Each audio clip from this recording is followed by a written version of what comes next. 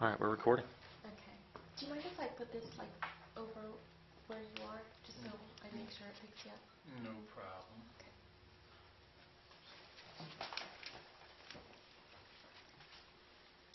Well, as we've been talking about, there has been a lot of press coverage surrounding your release, and there has been a lot said about you in the media, and so we really wanted to give you an opportunity to just kind of say your piece and tell your side of the story.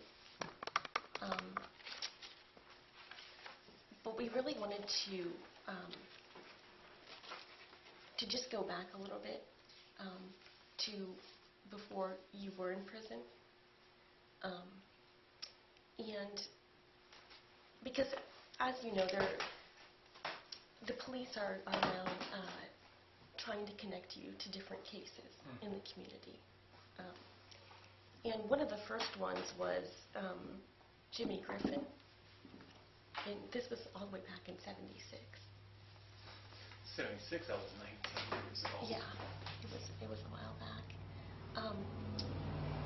But we just wanted to know, are you familiar with who Jimmy Griffin is? Not per se, but it's my understanding that they have an arrest for that. They have an arrest warrant, is that what you're saying? No, to my understanding, there's an arrest period. There's a person who was arrested and convicted for that. Really? His name was Macon, and if memory serves me right, I was at Frackville in '87, and there was this guy who was in the county jail. And as you do get with a lot of people get to the county jail and they can't do time, blah, blah, blah. Right. And this guy went to the authorities and said, hey, look, if you let me out or make me a deal, right, I'll tell you about the homicide of this Griffin.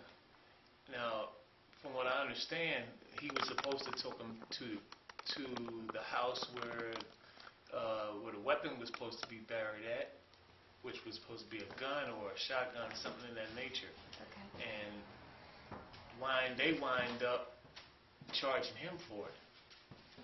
And if memory serves you right, he's in Huntington. Now, someone says, well, how come you didn't, testify or whatever, implicate Ernest Simmons, blah, blah, blah. And then all of a sudden he says he don't want to testify. Now, I'm telling you right now, if I knew somebody killed somebody and I got framed for it, you rest assured, right, there'll be a switch. They'll be sitting in my spot, and I'll be sitting in their spot. Right. I'm not taking no case for nobody. Right.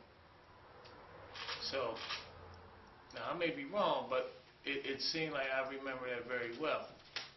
Okay. So personally, you didn't know Jimmy Griffin? Not at all.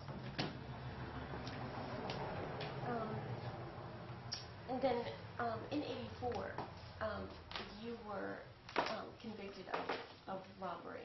I robbed two elderly people. Right. I was convicted. I got 7 and 15 for it. Right. Gave them their time fair and square. Right. I was wrong.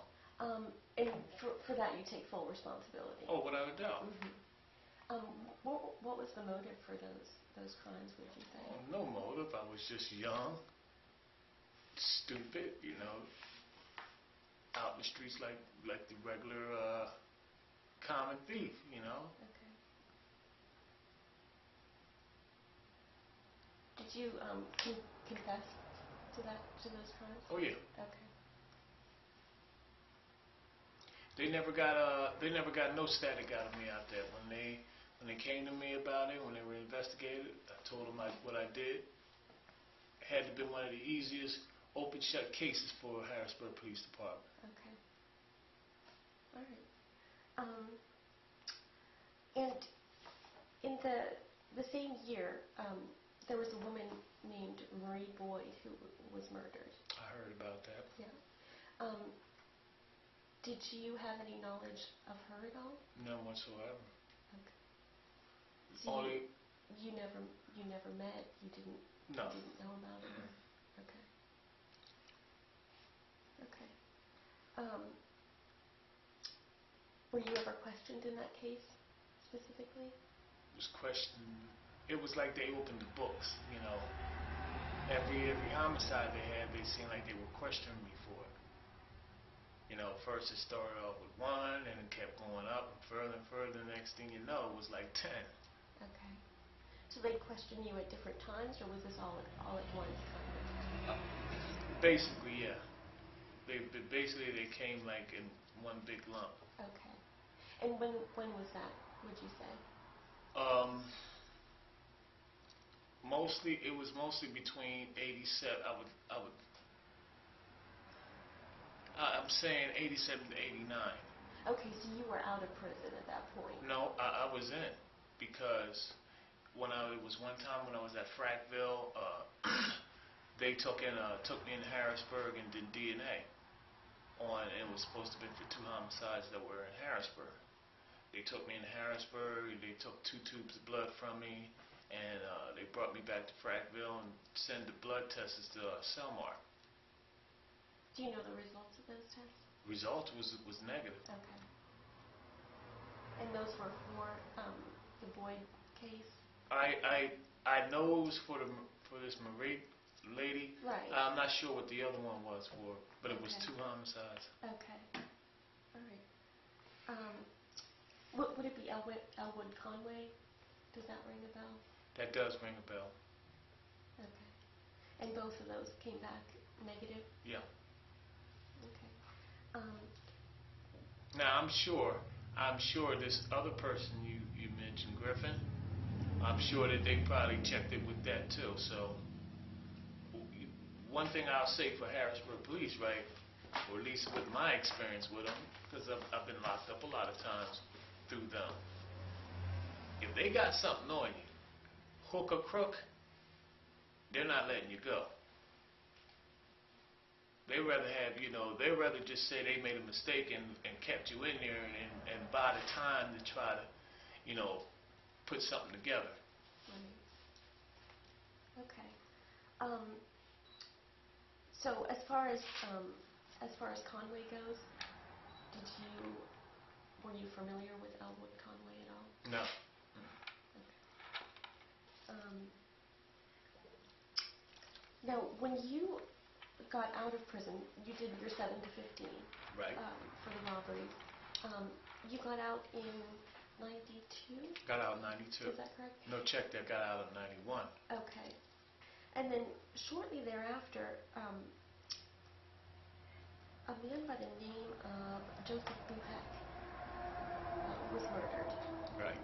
And you, tell me about that. It's really not much to tell. I came across the guy's body. I called 911. Where the house is located, it's just Lee Hospital is just like a block away.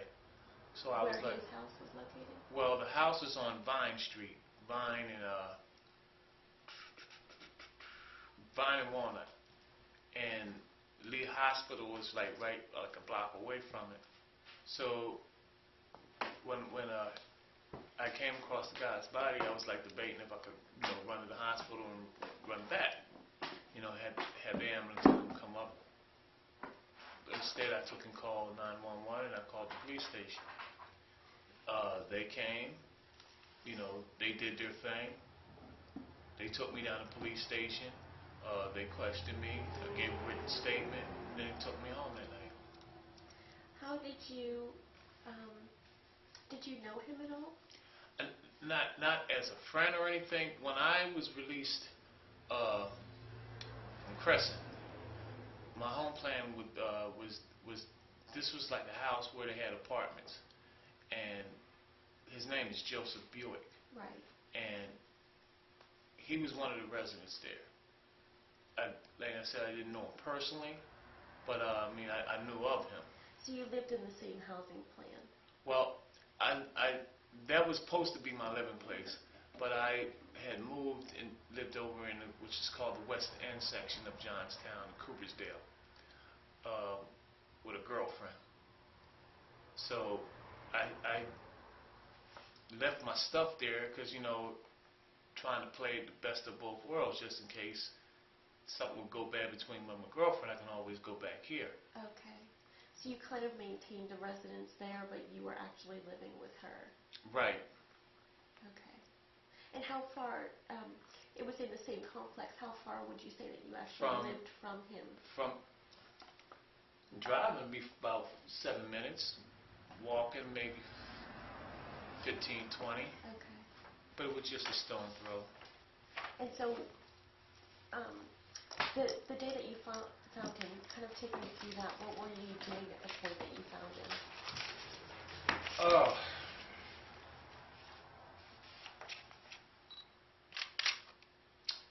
I was working the salon that evening. Me and another guy named Dave Jerzik. He owned the salon. Okay. And I worked for him. And my girlfriend, LaSherry Pletcher. Yes. She had a daughter, which was like, a couple of months, named Faith Pletcher. She was sick that night, and there's a pediatric doctor that's like right down the street from where Joseph Buick lives. And I met my girlfriend there, and we took the baby there to see the doctor. I told her to go home, and that I had some, stuff I wanted to, go through my personals to get, and I'll meet you at home. So when she went home, I went over to the house, and I heard some noise. And when I went and, checked to see where it was coming from, I saw Mr. Buick's door open. And I went in the house. There was nobody in there. Went back further by the bathroom, and he was laying on the floor with a knife in his neck. Okay. So right during that, I backed up, got on the phone. What kind of noise did you hear? It was like a hey ho type. It was a noise that wouldn't have just been of ordinary. It was like noise of distress. So you went over there to see where it was coming from and what was going on. And you said you found him where? Found him in the bathroom on the floor, and he had a knife in his neck.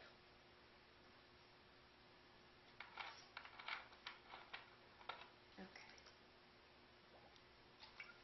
And then when police questioned you, after you called in, what did you tell them? Same thing I just told you.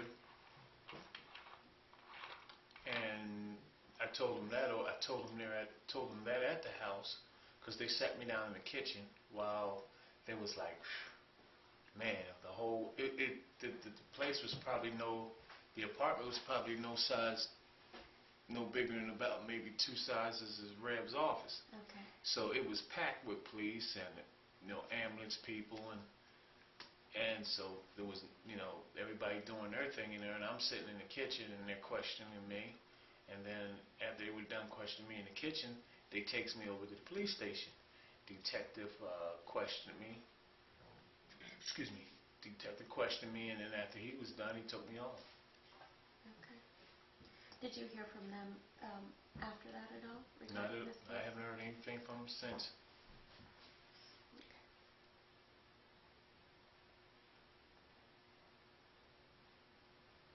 Okay.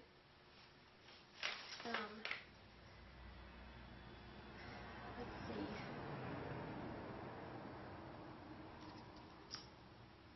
When it comes to Anna Knays, the one that you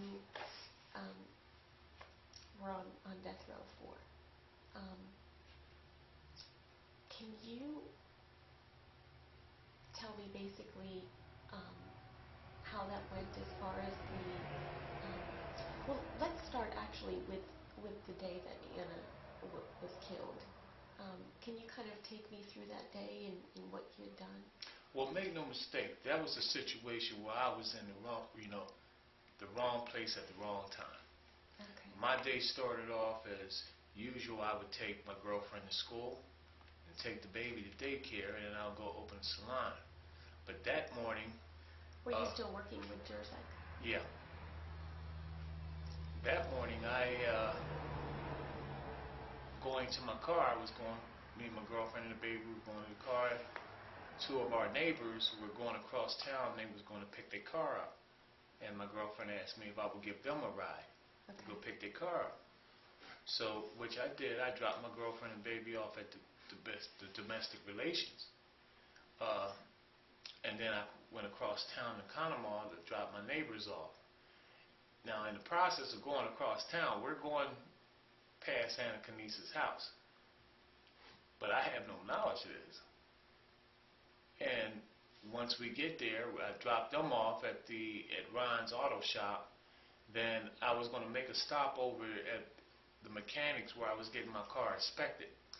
Now, you said you took your girlfriend and the baby to domestic relations? Right. Okay, what is that? It's like a violence prevention, women type thing. Okay, and then you took your neighbors over to where? Over to the Conemaugh section for them to go pick their car up. Okay. And once I dropped them off, I was going to stop over at a mechanics where I was getting my car inspected, so I would have had to go up towards the prospect section. But instead, I was supposed to pick my girlfriend back up right at around 10:30. So I went back through the Woodville section, which this is the section that Anna Canice lives in. Okay. I goes through Woodville, goes back in town. This was about 10:30 in the morning? Yeah, well, we left the house about quarter of, and we got into town about 10:15, 10 o'clock, 10:15. And we got to Ron's auto shop, that was around 10:30. So within that process, we kind of shot back and forth, and I got back into town at 11 o'clock. Okay. Because I parked my car at the transit parking lot and went across the street to the Summit Bank because I was seeking an auto loan. And there was a lady there named Patricia Walker. And first thing I asked her, she looked at she said to me, "Ernest, I don't have enough time today. I got to leave early." I said, "Okay, look, I'm just here to want to know if I got approved for this auto loan." And she says nothing came back. It's funny how that situation there, right, could have made a big difference in my case because there was a time factor with this. And I said, well, wait a minute. If this lady was beaten that severely, it took time to do that, first of all. It's just like ain't nobody walked in there and took a stick and poked her or something like that. Whoever did that had to do some time. And I told him step by step what I did, which would have made it impossible for me to be there. But, as the Johnstown Police Department, dirty as the day is long, they got to that lady and told her, make him get a subpoena. Because all they had to do was get her a time card. They got her time card. If she'd have left there by 12 o'clock, nobody but me would have knew that. Nobody but me. They could have got her or had her testify that I was there. So when I left the bank, I went and met my girlfriend at domestic relations. She said my boss told me to call at the salon. I called the salon. My boss told me, he said, look, take the rest of the day off, bring the key in to the salon. I said, all right, cool. I took my girlfriend to school. Me and the baby went to the salon. I gave the key to my boss, took the baby to daycare, and the rest of the day was mine. Did you know Anna Canice at all? Mm-mm. I don't even hang on that side of that town. Matter of fact, the only time I was ever over on that side of that town, how funny was Mother's Day, because me and a friend, we DJ'd at a place called the Coke Plant. Other than that, I don't even hang on that side of town. How far was it from where you live? Oh, I ain't gonna say a distance, but it's a distance. Because, again, this theory was whoever, as you know, they had also had Margaret Cobalt involved with this. Right. And the theory was, who was ever supposed to rape her, or soon to be raped, was supposed to kill Anna Kanice. Right. Now, there's only two ways you can get in to Woodville from my neighborhood. One, you have to go past the police station, or you have to go up around the mountain through Prospect and come down the back way. And as I explained it to you all in the past, that night I was scum drunk. I just sat and drank about a half a fifth of 151 straight. So you ain't doing no driving near enough long walking. Now, when was this that you drank that much? That was the night. The night before? No. This was the night that Margaret Copal was supposed to got raped. It was supposed to have been like 1 or 2 o'clock in the morning, something like that. And one of the issues with the time factor was that I had left the place that I DJ at. I left there around 12:30 because I got home around 1 o'clock. Because I always call my girlfriend before I come home, anytime, and let her know, and I'm on my way. And I called her from down there. And I tried to get my former boss to verify that, because I brought him. He has poker machines, and you know how he's got these little poker slot machines. He has these in his bar, and if you hit on it, he pays off. Well, naturally, it's illegal to do that. Right. But I wasn't going to put him under the gun and tell the police that or anything, right? He could have told them, hey, I gave him a loan or whatever. All I wanted his verification that I was there. I mean, how is it you couldn't, remember, I brought you and your girlfriend Renee a drink. I brought a 6-pack of Heinekens. I brought everybody in the bar around a drink, and I paid off a football bet from a Super Bowl game. And you tell me nobody doesn't know I was there that night? Right. What was that place you... It was called Shakers. Shakers.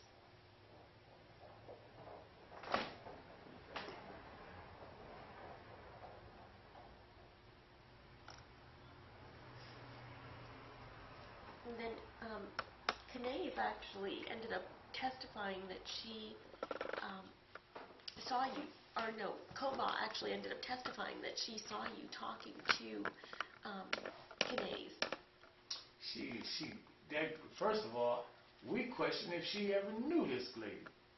This is the same lady that says that her next door neighbor called her because her oxygen tank was messed up. But we have a written affidavit saying not only she didn't call her, she would have never called her in a case of an emergency. She didn't even like the lady. She confronted this lady and told her, hey, look, I don't know what you got yourself into, but you don't involve me in this. For record, went and investigated this. Here's a man, just like the Johnstown Police Department, an ex-Philadelphia cop. He went and investigated that, and when he took that information to these people at the courthouse in Evansburg, they got rid of him. Then all of a sudden, things started mysteriously happening. Her husband's dead. This guy's on a skateboard, man.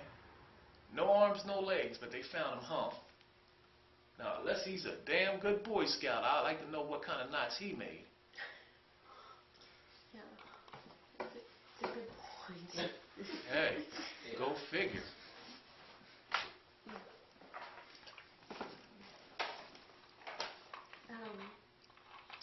But we couldn't get the next door neighbor to testify because my attorneys felt like they were taking a chance. She was on the oxygen tank. They were afraid that she might start, freaking out in the courtroom and stuff like that. I'm saying, man, you're talking about my life here. It's fine for her to sign an affidavit, but it's not fine. Look, if I got to put her in a limousine, man, and bring Lawrence Welk in there playing, then fine with me. Let's get her in there. But they didn't do it. Can you just make sure that red light is still on? It's Is it okay? I just want to make sure it's still working. Okay. Thanks. I mean, this whole case was so screwy. It wasn't even funny, man. Got to be the fastest death penalty case I ever seen. We had, she claimed that she called the ambulance. We had every ambulance company from Altoona to Johnstown come in there and testify. And they tested. This is COBA. Right. Okay. Because everything was based on her. Right. And,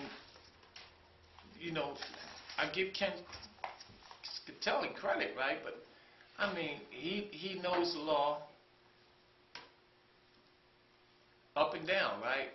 But he just don't have, he don't have the cojones, man, to go up in front of the judge and the DA. Now, did COBA know Canese? She claimed she did. Okay. But I personally, I don't believe she did.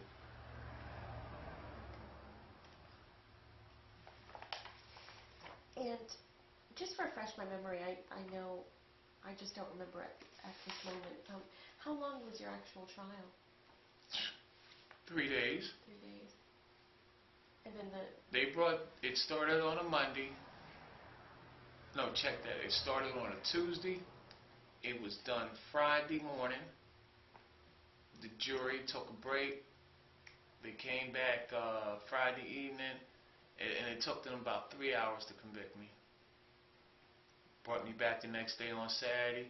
Took about the same amount of time to convict me on the penalty phase. Yeah.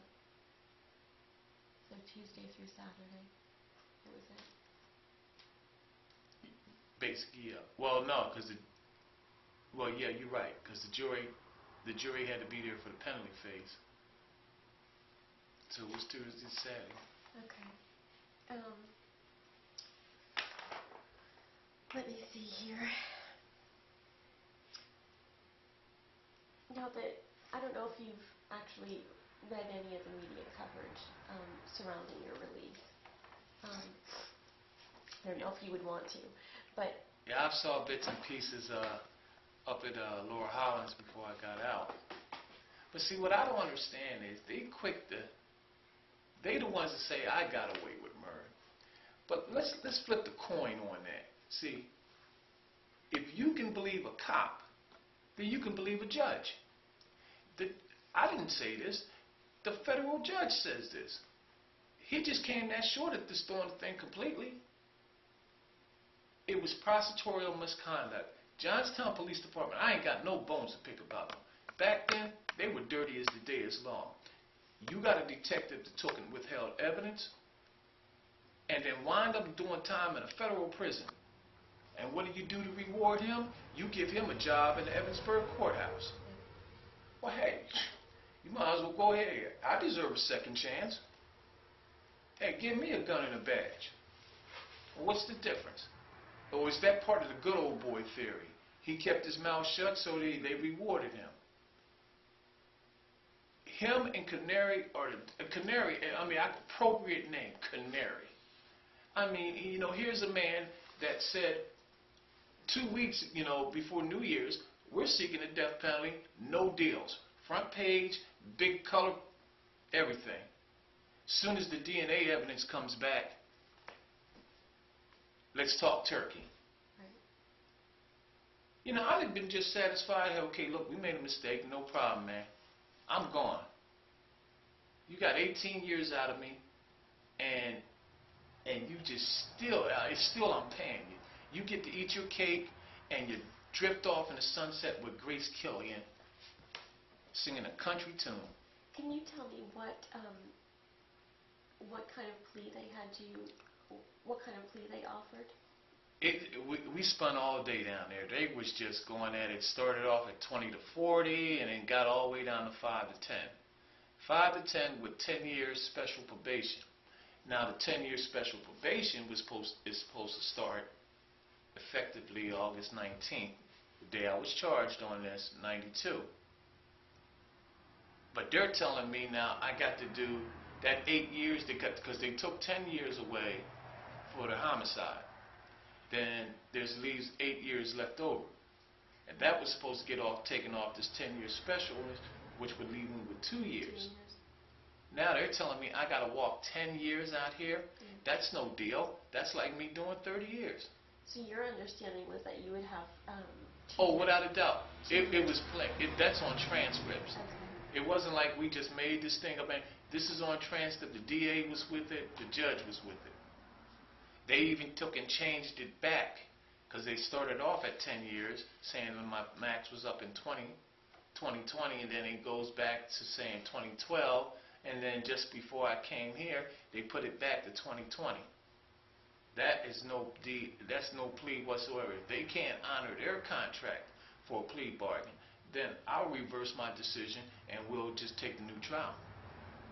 Okay, so had you known that it would have been 10 years on the outside, Make no mistake about it.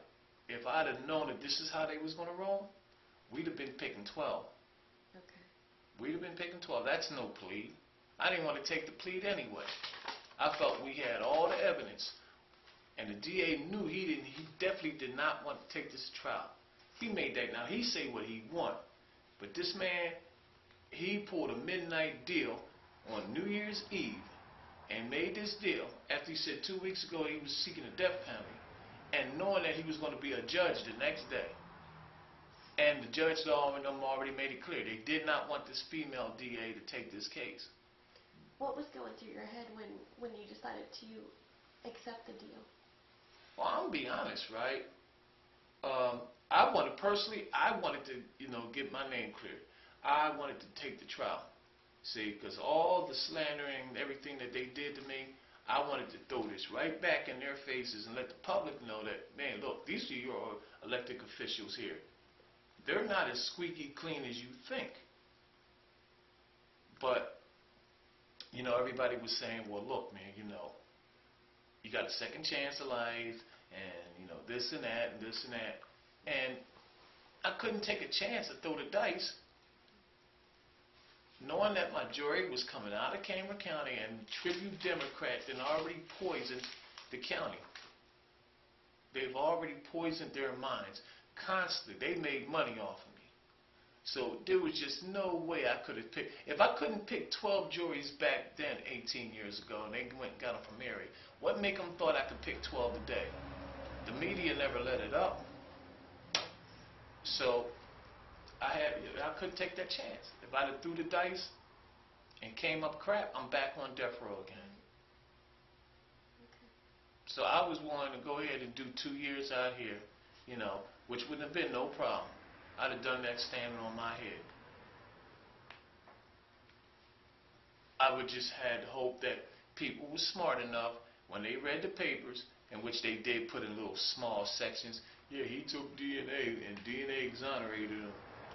But, it's just like, it is no but. I took more DNA than OJ did. And OJ ain't take none. So what do you say to the people out there who are characterizing you as a serial killer? What is your response? Shame on them. Shame on them. See, I could say that because I take this man right behind me. Here's a man that took a chance on me and didn't know me from Adam and Eve. I come up here, and now I got these hillbilly deliverances down the road. Now they want to kill me. It's just like, I got to wear a GPS system. It's just like I can't win. I just can't win. I can't go back to Harrisburg, to live with my family. It's like, you're convicting me all over again, but I'm doing it on the streets. I mean, it's just like, you can't, I feel like I should have just went on and took the trial and took my chances. Do you regret accepting the deal? Honestly, I do in a sense, but I'll be a fool to tell you if I didn't love my freedom. So I mean, it's just it's one you got to take what your hands call for. When that plea bargain was made, it was like dangling a carrot in front of a horse's face. You don't think I'm gonna take a bite? I'm not gonna let them take me back. Now I'm not worried about this other stuff that they're saying, Because I assure you, right, all this serial killer and Jason in Johnstown and Chop 'em Up Ernie and the Midnight Stalker, you can say what you want. But if it was all that, I assure you, right, I would not be sitting here today. Yeah. Can we show you some stories, get a comment on them, that have been in the news lately? The one that we mainly saw was about the gun permits and the increase in the Sheriff's Department increasing hours to deal with the increase in permits. Like, how do you respond to that from citizens? Let me tell you something. You know, Brockway, how interesting. The little town that couldn't. They're so quick to want to take and run me out of town. What do you think, this Dodge City or something? They want to run me out of town. But yet, when I go into town to spend my money, I ain't haven't yet had one to say, oh, well, your money's not good here, buddy. Get out. Not only they take my money, they'll give me a thank you, a receipt, and if it's not good enough, you can bring it back. But yet, these are the same people. You know, they got their little 15 minutes of fame. I will walk down this road with you right now. And I'm telling you, right, I've already made it clear. I've put Brockway on notice. They can come up to this house anytime they want, 24/7. And they can ask me anything. I sit in front of this chapel every morning at 6 o'clock in the morning with a cup of coffee, sometimes my tape player, and just watch the cars come by. They can pull in that driveway. They can talk to me. They can holler stuff like some have, or they can take a pop shot at me. But I'm not going nowhere. It's not fair. It's not fair to me. It's not fair to this house. Like Rev said, these same people, right, they should be coming down here apologizing to Rev for accusing him and somebody in this house for being the ones that supposed to have something to do with sugars. With the what now? The sugar couple. Oh, okay. And good thing I was in jail, because, man, they'd have blamed me for that one. It's just like, man, somebody drops, man. You know, I'm just at that point, man. If somebody drops and I'm walking and I see them, 9 out of 10, I will usually help a person. But they seem like in my mind, they got me a little paranoid. Oh, man, I'm backing away from this, man. Next thing you know, they'll say I had something to do with that. Now, there's something I didn't ask. There were also news reports saying that you were walking around Johnstown in a doctor's coat, claiming to be in the medical profession. Cut that out. What's this? Where's Dr. Cure there when you need him? Oh, come on, man. My name ain't Dr. Bombay. I'm saying no. Only whites I wear when I was going to cosmetology school and I work in the salon. Okay. When did you go to cosmetology school? In the late 91, early 92. What was your what did you hope to do with that? Oh, well, I'm a licensed barber, and so I wanted to learn, you know, women's styles and things of that nature, right? Okay. It's part of the business. Sure.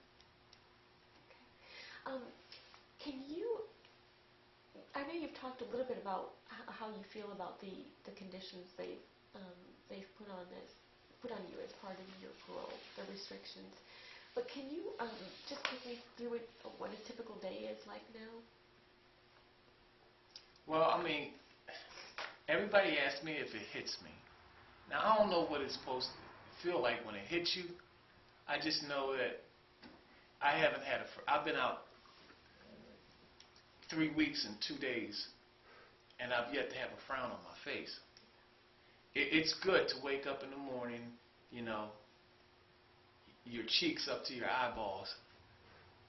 It's, you know, I remember, I won't lie, I mean, when this place was brought up, there was no way, I mean, in no way that I wanted to come here. I felt like my freedom is my freedom. Is that all you can give me after 18 years of wrongly convicting me? You want to take and put me? They actually placed you here, is that correct? Yeah. Okay.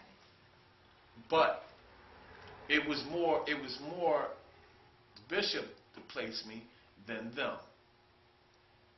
And it was this, big hoopla, because they were trying to duck the media and I just wanted to walk out of jail like anybody else.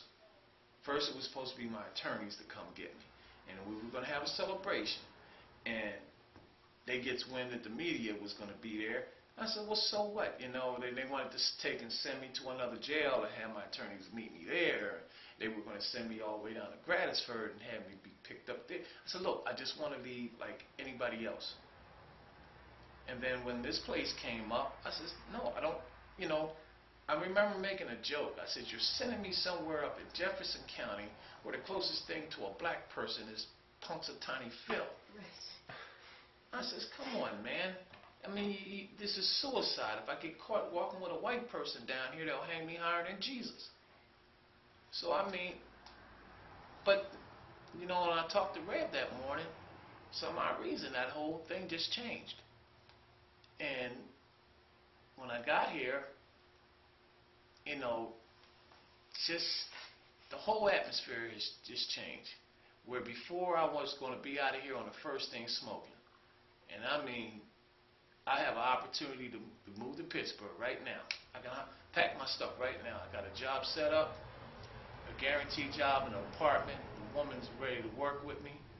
I don't have to put security or nothing down. Who's that? This is in Pittsburgh. What's her name? Willie T's. Willie T's. Where's that? It's in Homewood. Willie T's. It's a barbershop? It's a barbershop. Oh, okay, yeah, I'm actually familiar. And I just talked to the people last week.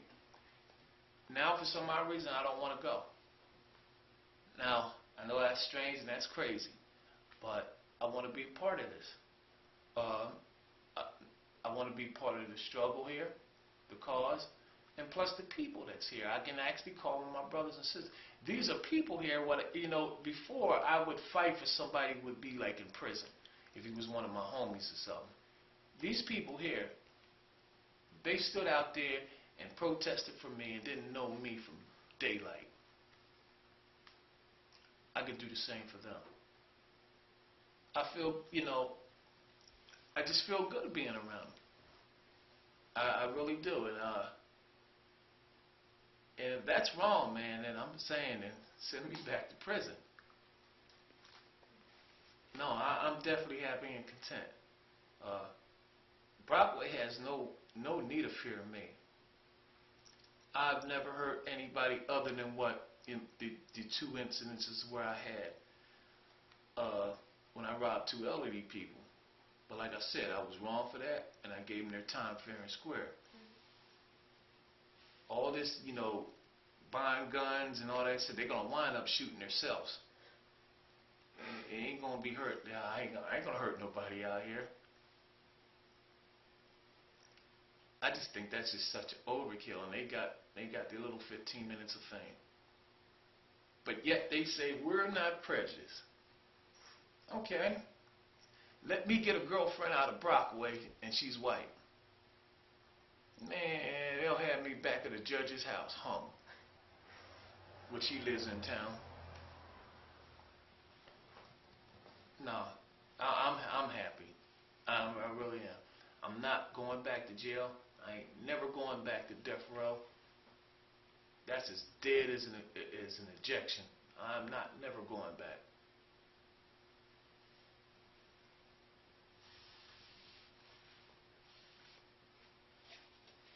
I just want to be Ernie, man.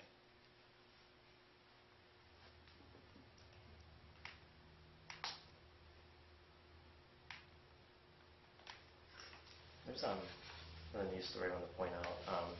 I sent a letter to the Knays family asking for a comment, and they didn't respond. They just sent me back a few articles, and one of them is just like editorials from readers that say they think the justice system failed. How would you respond to people who think, our justice system failed by your release? First of all, Yeah, justice failed. It failed on both parts. It failed me for not totally investigating this right. They were so quick to get a conviction on this. I mean, I don't know the Kanice family personally, so I'm not going to burn bread on them or say anything bad, because they have a right to defend themselves, whatever I say. But I just felt like they should have been more open-minded about this thing. They were dealing on feelings. And it's understandable. You take and hurt somebody I love or close to like that, hey, I want to hurt you.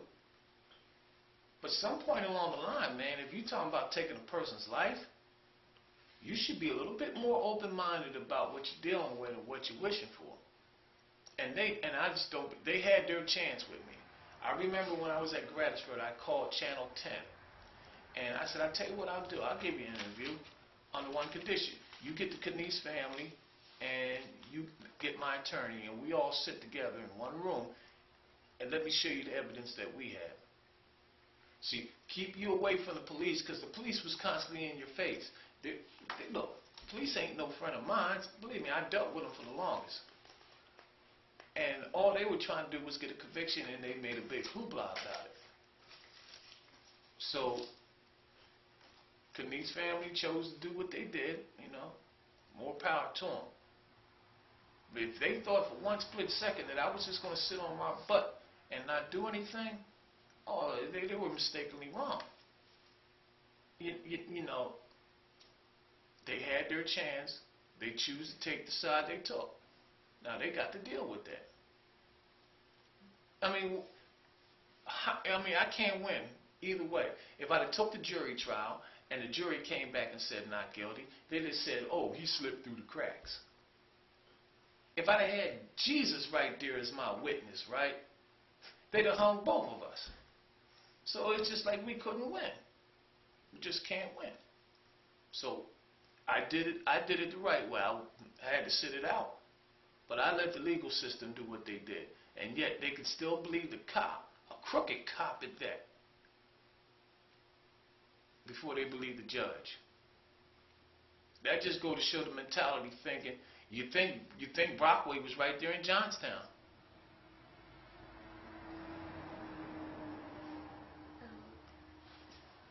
Like, tell us a little bit about yourself and like what you're going through right now. I mean, I know that you have some health issues. Overall, I'm fine. I'm on dialysis. Right. I'm in the process of getting a kidney transplant. Are you? Yeah. They're going to start testing in Pittsburgh in August. Health-wise, I'm fine. And you know, the life around here doesn't make it any worse or anything. Actually, if anything, it makes it better. You know, because I'm away from the stress and the hustle and bustle. I mean, everything I do on my own. I earn my keep. I earn my own. So. Do you work? Not at the moment. Okay. You have to go to several meetings as part of your parole conditions. Right. Okay. And do you also have to take certain medications? No. Well, medications as far as the stipulation? Right. No. Unless one of the stipulations, I would have to take psychotropic medication. Right. Should the doctor choose it. Okay. But I'm telling you right now on record, that's not happening. First of all, I don't have that kind of problem. So I don't even know where they came up. See, these 16 stipulations that they put on me didn't come from the judge. They came straight from the parole. Now, and the parole's reason was to protect the community. Right. So that means, to me, you're taking sides with Brockway. The same way you did with the media, saying that I couldn't talk to the media, I couldn't protest with Just for Jesus. You know, that's the First Amendment, right? And I said right from the door, right? If you're telling me I can't do that, then you're taking sides with them. And let's remember, people, it was one of your ideas of bringing me up here. So you knew what you was getting into when you did that, because you can't tell me of all the places in Pennsylvania, you couldn't have sent me to a metropolitan area. Could have sent me to Philadelphia, you could have sent me to Pittsburgh. But you choose to put me out here. So you got to deal with that. Now, I'm not going to put nobody under the gun, but you're not going to take and stick my head in no guillotine. I could do that to myself fine. Now, do you, you said you go into Pittsburgh for dialysis? No, I go to a place that's up the road from here called Kidney Care. Oh, okay. Is that like 3 times a week? Monday, Wednesday, and Friday. Yeah. And how often do you attend your meetings? Meetings are done on Thursday. They haven't started yet. They're getting ready to start. Okay. So they're in the process of getting all this stuff together. And those meetings are for? There's supposed to be, one is a 12-step, and the other one is like life skill. Right. Okay. All right.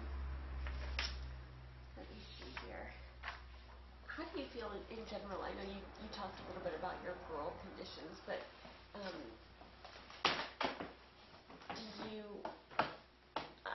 do you feel that they're entirely too strict?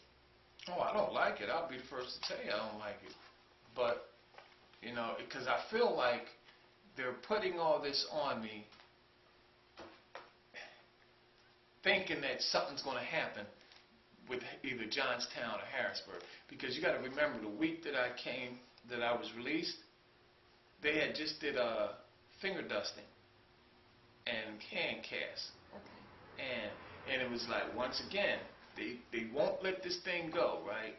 Well, we got new technology. Oh, before it was new DNA, you know, and I gave it to you, no problem. What is it that you're going to find? Why do you think they're pursuing you so persistently? Well, surely ain't we all look alike, that's for sure. I mean, I don't know what it is that irks them about me, because it surely ain't my personality or anything. It ain't like I'm giving them a hard way to go. I've been more than cooperative than anybody. But they just won't let it go. They won't let it go. And they don't realize each time they do that, it disturbs my lifestyle. Like if I'm in prison, when they do that, all of a sudden now prison goes in lockdown mode with me. I gets taken out of population. I got to be in RHU. I got to have all this security on me. You know, and that's ridiculous.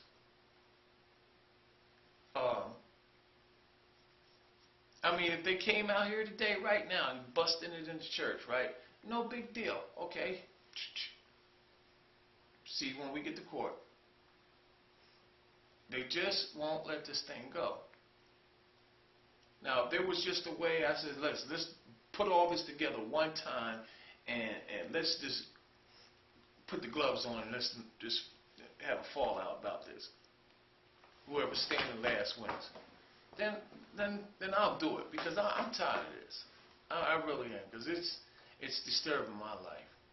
They got the resources to do it, but I don't. How do you think, is it disturbing your life at the moment? Nah, they can't, no. I mean, unless they take me back to jail and say, you know, you're under arrest, like they did with the Anthony Canese case. That was such a bogus way that they did that. If my car didn't break down that morning coming down Bedford Mountain, right, then they would have had to make a choice right there and then to arrest me or keep investigating. They took and sent me back to the county jail, and they never, and I mean never, put nobody back in the county jail for coming back late if you have an excuse. I gave my parole officer my receipts from AAA and everything. Okay. And he knew about it. He says, well, hey, I'm getting pressure. I got to take you in. Did your parole officer testify at all? He did, but I mean, of nothing significant. It was something about, he said he saw one of my hands cut. Well, of course, I'm a barber or a beautician. I mean, when I'm cutting finger over shears, I mean, you have a tendency of cutting yourself in between. Does Does anybody have a tissue or something? My Yeah. allergies are absolutely. Look like I'm crying. Thanks. Hey, believe me, I know the feeling. I know the feeling. I think there's something out here that's just messing with me.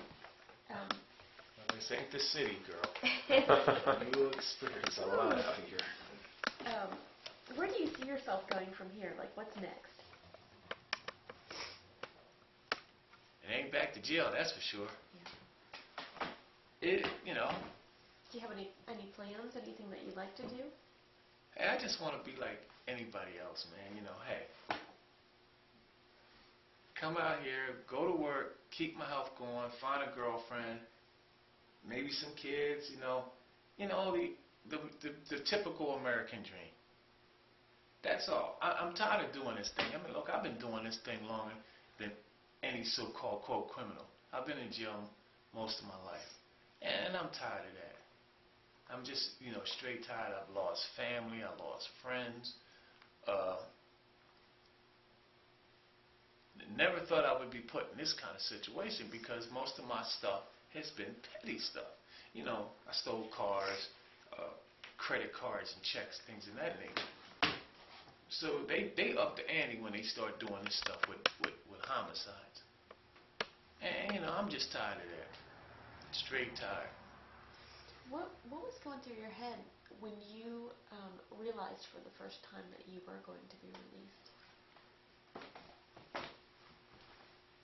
Well, I thought of little things that I wanted to do, like, somebody asked me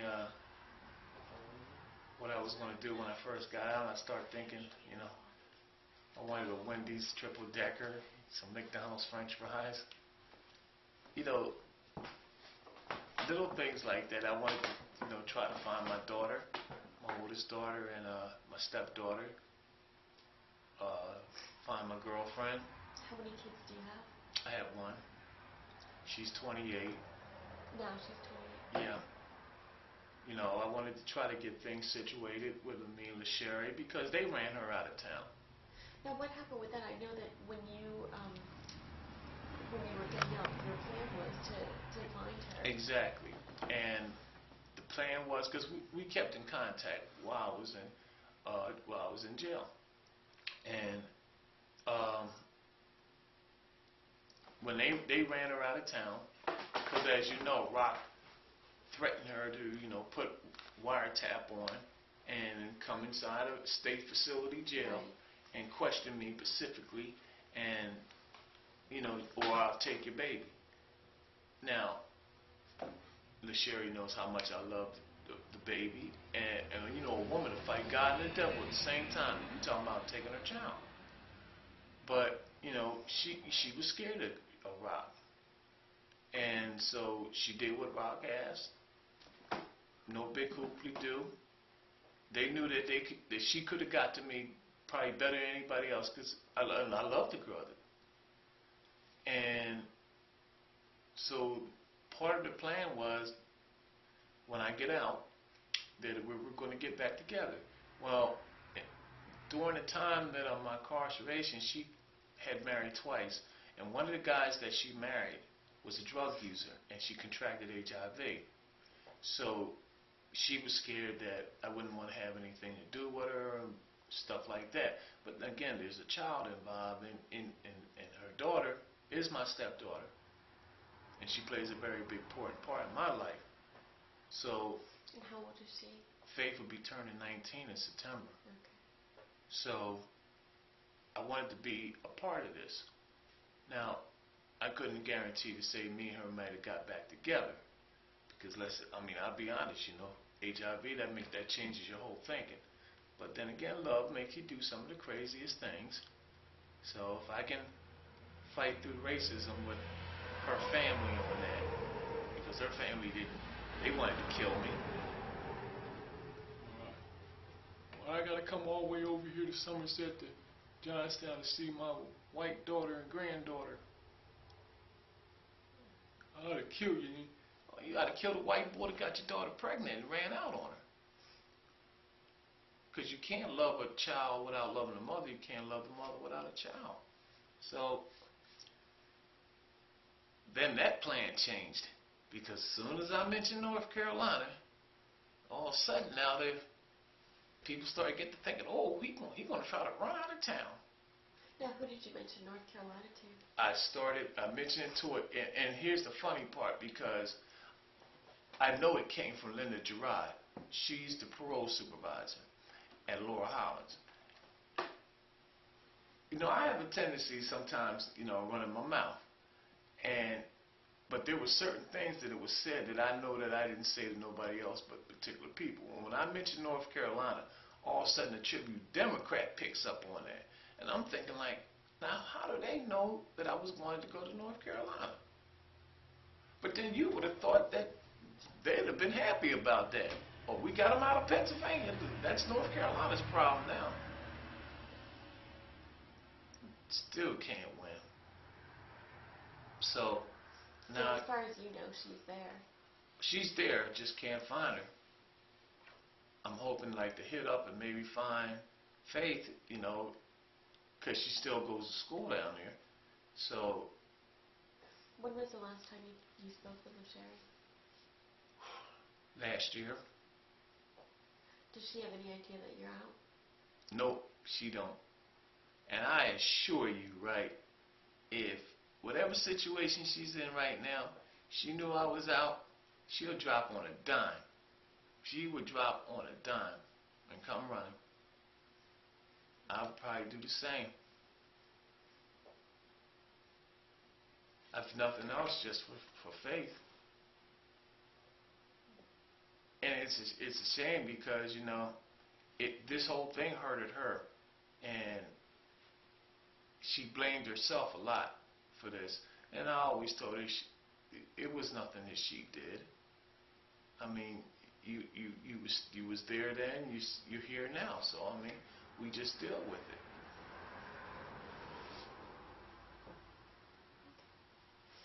You know, a lot of people was hurt in this whole ordeal.